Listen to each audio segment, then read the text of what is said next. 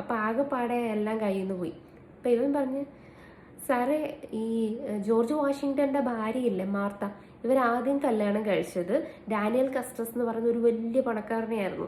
ഇയാൾക്ക് ഇവരെക്കാൾ 20 വയസ്സിന്റെ പ്രായം കൂടുതലൊക്കെ ഉണ്ടായിരുന്നു. പക്ഷെ ഇയാൾ കുറച്ച് നാൾ കഴിഞ്ഞ് മരിച്ചുപോയി.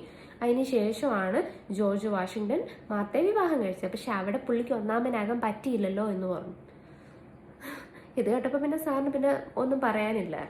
അപ്പം ഈ കഥയിലൂടെ പറഞ്ഞു വന്നത്, ചിലരുണ്ട് എന്ത് കാര്യത്തിലും നെഗറ്റീവ് സൈഡ് മാത്രം കാണുന്നവര്. ഇവിടെ ഈ സാറ് ജോർജ് വാഷിങ്ടൺ എന്ന് പറയുന്ന വലിയ മഹാനായ ഒരു വ്യക്തിയെ പറ്റി, അദ്ദേഹത്തെ പറ്റി ഇങ്ങനെ പറഞ്ഞു വരുമ്പോൾ അദ്ദേഹത്തിന്റെ എല്ലാ പോസിറ്റീവ് സൈഡ്സിനെയും അവഗണിച്ചുകൊണ്ട് ആ സ്റ്റുഡന്റ് കണ്ടത് അദ്ദേഹത്തിന്റെ നെഗറ്റീവാണ്. ഇപ്പം നമുക്ക് എത്ര 100 പോസിറ്റീവായിട്ടുള്ള കാര്യങ്ങളുണ്ടെങ്കിലും നമ്മുടെ ഒരു നെഗറ്റീവ് കാണാൻ വേണ്ടിയിട്ട് ആരെങ്കിലുമൊക്കെ ഉണ്ടാവും. അങ്ങനെയുള്ള ആൾക്കാർക്ക് വേണ്ടിയിട്ടാണ് ഞാൻ പറയുന്നത്, നമ്മളെപ്പോഴും ലൈഫിൽ നെഗറ്റീവ് സൈഡിനെ